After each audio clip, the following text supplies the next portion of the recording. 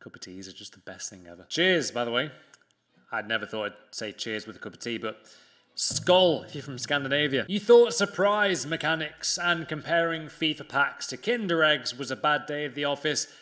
How about losing £660 million in one day, in 1 hour, on the stock market? That is exactly what has happened to EA Sports. And you want to know why? Because PES were absolute savages and got Juventus for themselves. So 2 days back, EA actually lost the license to Juventus. Now they will be called PIOMONTE CALCIO, and we won't be seeing Juventus's kit in FIFA, I think at all, I want to say. And there's no badges, there's no, obviously, kit, there's no stadium in FIFA 20.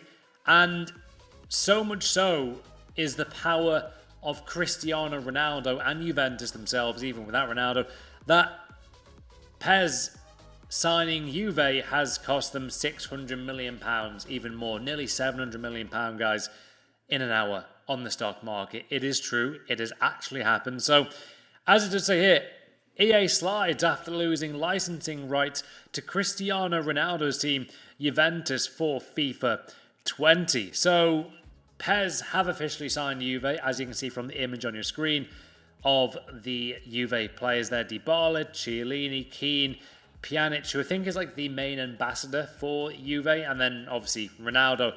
So this is what happens when you just take a bit of a risk that may have not been that calculated, and you just let your rival get one of the biggest teams in world football, and obviously maybe the biggest player in the world in Ronaldo, and you just let PES have it. That is what's happened here. I get from EA's standpoint why they've done this. If you guys don't know, in previous years, obviously, I think Dortmund have been with PES, Liverpool have been with PES, loads of teams have been exclusively with PES, Barca have been for years now. And the reason why EA don't actually go and keep these players, keep the teams like Dortmund, Liverpool in the past, is because simply they were asking too much, and EA thought, it's just not worth it. PES need it way more than EA do. And also a lot of the time, even though Liverpool have been signed with PES, we still have, for example, Liverpool kits in Ultimate Team, Liverpool kits in Kickoff.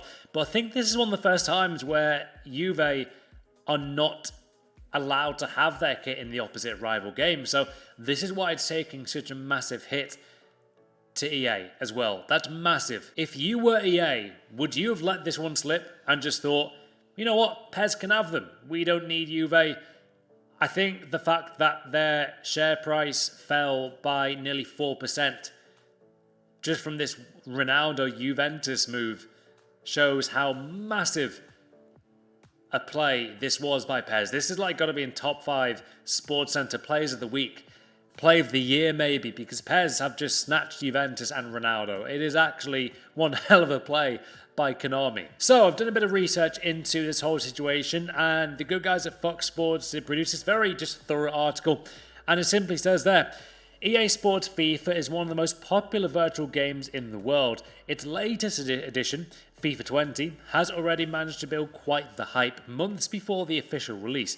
However, the company itself has lost a fortune after losing the right to Juventus. Over the years, EA Sports FIFA has built a considerable fan base, partially due to the fact they own the rights of almost every club on the face of the earth, as compared, its competitor PES has struggled due to the lack of naming rights. However, as it happens, the latter has managed to land a massive blow on the former by stealing away Juventus rights under their noses. As a result, Juventus will now appear as Piemonte Calcio in FIFA 20, the latest edition of the world-famous video game. While FIFA still retain the right of the players contracted to the club, they won't be able to display the original name or kit. This in turn has handed a massive financial loss to EA, with the company sliding down by 3.28% on the stock market as per CNBC. The monetary value of this devaluation resulted in the company losing $660 million. Guys, I think it's hit home. We will not be able to have one of the biggest clubs in football in FIFA 20 with their name. If you have never been through that in terms of on a game where it's a sport game and you literally can't see what the team has scored, it is always a bit like, whoa, what the hell's going on there? So this is going to be a taste. You know, yeah, PES are giving FIFA a taste of PES's own medicine for over, like, what, 20 years nearly now? Growing up, playing as Liverpool all the time in Master League and having to hear the commentator say Merseyside Red are going up against North London Red in a big league game.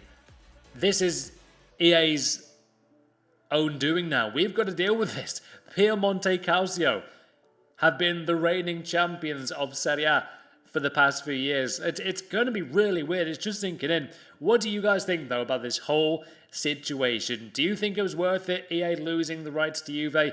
Do you think EA thought this was going to happen in terms of the massive drop on the market?